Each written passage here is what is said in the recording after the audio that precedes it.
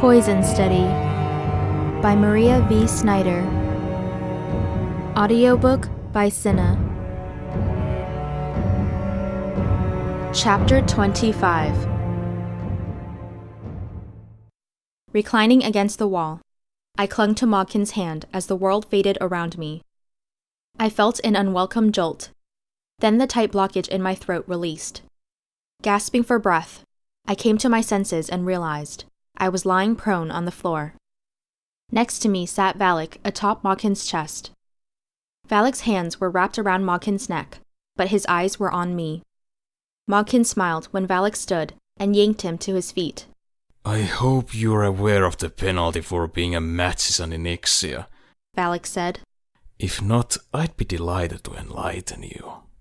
Mogkin smoothed out his uniform and adjusted his long, dark braid of hair. Some would say your ability to resist magic makes you a magician, Valek. The commander thinks otherwise. You're under arrest. Then you're in for a big surprise. I suggest you discuss these false accusations with the commander before you do anything drastic. How about I kill you right now? Valek stepped closer to him. A hot, searing pain stabbed my abdomen. I yelped and rolled into a tight ball. The agony was relentless. Valek took another step. I screamed as fire blazed up my back and circled my head. Any closer and she'll be a corpse, Mogkin said, a cunning sleekness in his voice. Through eyes tearing with anguish, I saw Valek shift his weight to the balls of his feet, but he remained in place. Well now, that's interesting. The old Valek really wouldn't have cared if I killed his food taster. Yelena, my child, I just realized how incredibly useful you are. The intense pain was unbearable. I would have gladly died to escape from it. Before I passed out, my last glimpse was of Mogkin's back as he walked away, unharmed. I woke to blackness. Something heavy pressed against my forehead. Alarmed, I tried to sit up. It's all right, Valek said, pushing me down. I touched my head and pulled off a damp cloth. Blinking in the light, I looked around at the familiar furniture of my own room. Valek stood next to me, a cup in his hand. Drink this. I took a sip and cringed at the medicinal flavor.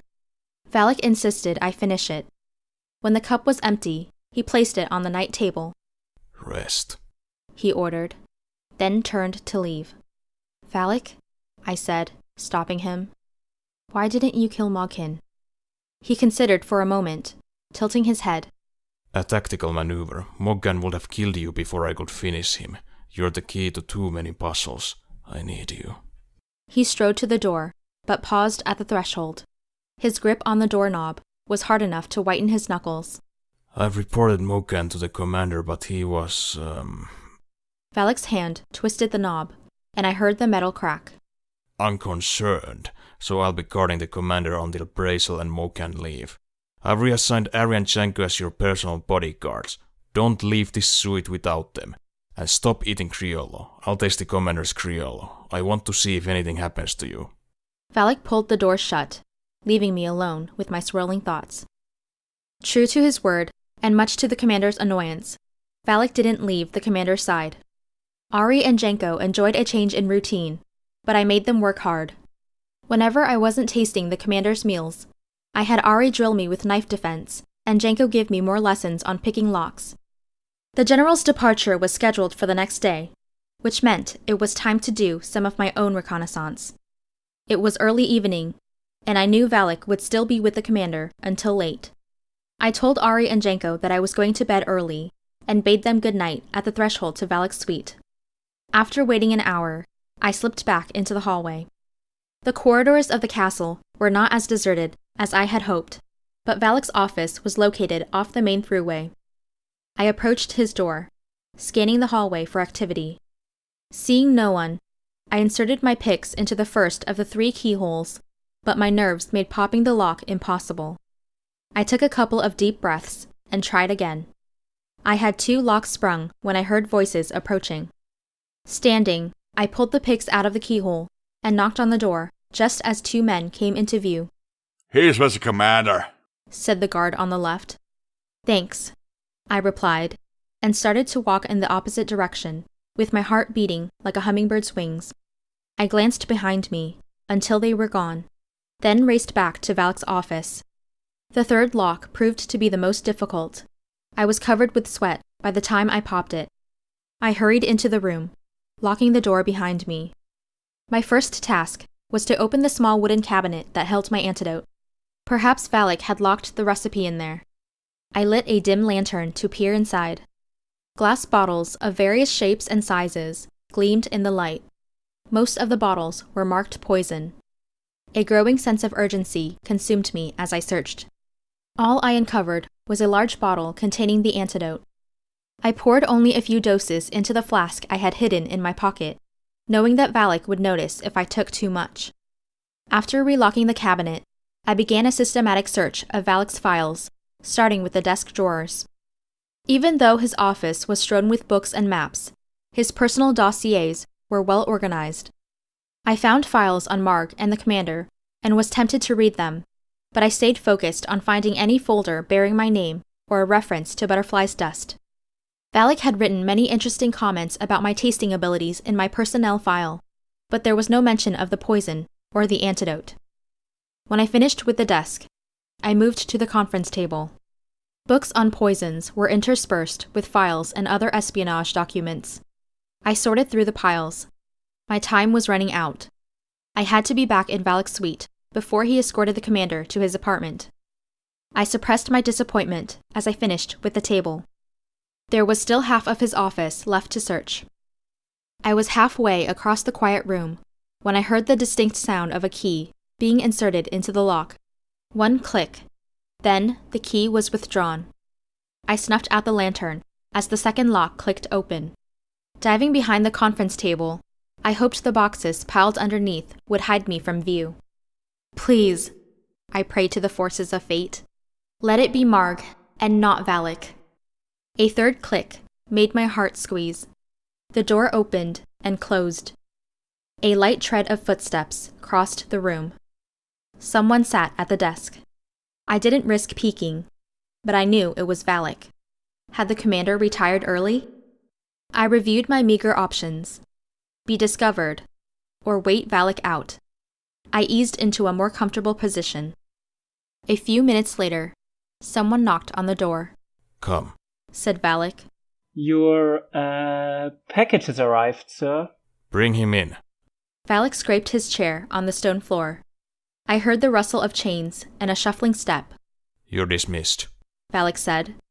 The door clicked shut. A familiar rancid smell of the dungeon reached my nose. Well, Tentil, are you aware that you're next in the line for the news? My heart went out to the doomed prisoner. I knew exactly how he felt. Yes, sir. A voice whispered. Pages crackled. You're here because you killed your 3-year-old son with a blow, claiming it was an accident, is that correct? Yes, sir. My wife had just died. I was unable to afford a nanny. I didn't know he had climbed under. Tentil, there are no excuses in Ixia. Yes, sir. I know, sir. I want to die, sir. The guilt is too hard to bear. Then dying wouldn't be adequate punishment, would it? Valek didn't wait for a response. Living will be a harsher sentence. In fact, I know of a profitable farmstead in MD4 that has tragically lost both the farmer and his wife, leaving behind 3 sons under the age of 6. Tentil will hang tomorrow, or so everyone shall believe, but you will be escorted to MD4 to take over to the operation of a corn plantation and the job of raising those 3 boys. I suggest your first order of business should be to hire a nanny. Understand? But... The code of behavior has been excellent in ridding Ixia of undesirables, but it is somewhat lacking in basic human compassion. Despite my arguments, the commander fails to grasp this point, so I occasionally take matters into my own hands. Keep your mouth shut, and you will leave. One of my associates will check on you from time to time. I huddled behind the boxes, frozen in disbelief. Hearing Valek use the word compassion was as incomprehensible to me as the thought of Marg apologizing for her rude behavior. There was another knock on the door. Come. Valek said. Perfect timing as always, Wing. Did you bring any documents? I heard a rustle of papers. Your new identity. I believe our business is concluded. Wing will escort you to MD4. Chains clanked to the floor. You're dismissed. Yes, sir. Tentil said. His voice cracked. He was probably overwhelmed. I knew how I would feel if Valek had offered me a free life. After the men left, a painful quiet descended. I feared the sound of my breath would give me away. Valek's chair scraped. 2 faint thumps were followed by a loud yawn. So, Yelena, did you find our conversation interesting? I held still, hoping he was guessing, but his next statement confirmed my dismay. I know you're behind the table. I stood. There was no anger in his voice. He lounged in his chair, with his feet resting on the desktop. How did you... I began. You favor lavender scented soap, and I wouldn't be alive today if I couldn't determine when someone had picked my locks. Assassins love to ambush leaving dead bodies behind mysteriously locked doors. Fun stuff. Valek yawned again. You're not angry? No, relieved actually. I wondered when you would search my office for the recipe to the antidote. Sudden fury welled in my throat. Relieved? That I might try to escape? That I rifled through your papers? You're that confident that I won't succeed. Valek cocked his head to one side, considering. I'm relieved that you're following the standard steps of escaping and not inventing a unique plan. If I know what you're doing, then I can anticipate your next move. If not, I might miss something. Learning how to pick locks naturally leads to this. Valek gestured around the room. But since the formula has not been written down and only I know it, I'm confident you won't find it. I balled my hands into tight fists to keep them from wrapping around Mr. I know everything's superior neck. Okay, so there's no chance for escape. How about this? You gave Tentil a new life. Why not me? How do you know I haven't already? Valek put his feet on the floor and leaned forward. Why do you think you were in the dungeon for almost a year? Was it only luck that you happened to be the next in line when Oskov died? Perhaps I was merely acting at our first meeting when I seemed so surprised that you were a woman. It was too much to bear. What do you want, Valek? I demanded. Do you want me to give up trying? Be content with this poisoned life? Do you really want to know? Valek's voice intensified. He stood and walked over to me. Yes. I want you. Not as an unwilling servant, but as a loyal staff member. You're intelligent, quick-thinking, and becoming a decent fighter. I want you to be as dedicated as I am at keeping the commander safe. Yes, it's a dangerous job, but on the other hand, one miscalculated somersault on the tightrope could break your neck. That's what I want. Will you be able to give it to me?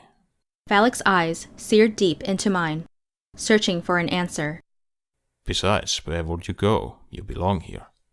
I was tempted to concede, but I knew that if I wasn't poisoned or murdered by Brazel, the wild magic in my blood would eventually explode, taking me with it. The only physical mark I would leave on this world would be a ripple in the power source. Without the antidote, I was lost anyway. I don't know, I said. There's too much. That you haven't told me? I nodded, unable to speak. Telling him about my magical abilities, I thought, would only get me killed faster. Trusting is hard. Knowing who to trust even harder. My track record has been rather horrendous. A weakness of mine. No, a strength. Look at Ari and Janko. They appointed themselves your protectors long before I assigned them. All because you stood up for them to the commander when their own captain wouldn't. Think about what you have right now before you give me an answer. You have gained the commander's and Maren's respect, and Irys and Janko's loyalty. What have I earned from you, Valek? Loyalty? Respect? Trust? You have my attention, but give me what I want and you can have everything. The next morning, the generals prepared to leave. It took 4 hours for 8 retinues to assemble. 4 hours of noise and confusion. When everyone had finally passed through the outer gates, it seemed that the castle breathed a sigh of relief. In the wake of this sudden release of tension, servants and guards milled about, They grouped together in small clumps, taking a break before cleaning the 8 guest suites. It was during this lull in activity that the commander informed the rest of the castle staff that the Cydian delegation was scheduled to arrive the next day. His words struck like lightning.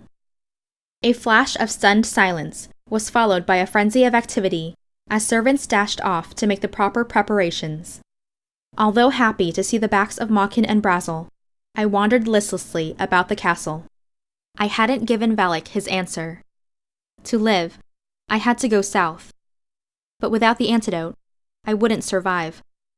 Dread filled my heart, as the reality of my inevitable fate filled my mind. The next day, my presence was required at the special greeting ceremony for the arriving southern delegation. Apprehension about seeing the Cydians unsettled my stomach. I felt as if someone were saying, "Yelena, take a good look at what you can't have."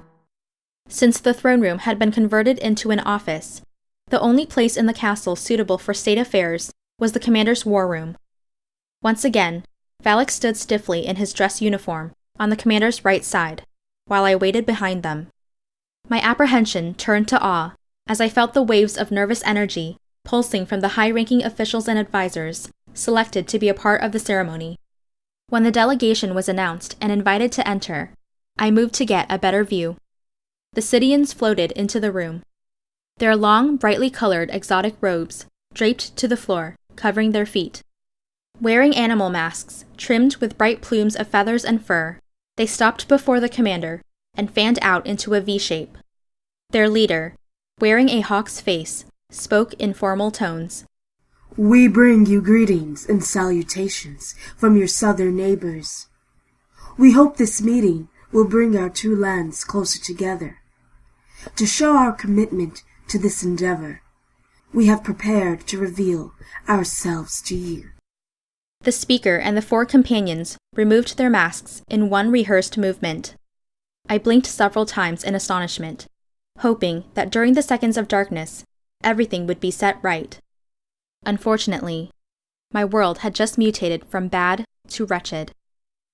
Valek glanced at me with a resigned look, as if he too couldn't believe this new turn of events. The Cydian leader was Irys. A master-level magician stood a mere 3 feet before Commander Ambrose.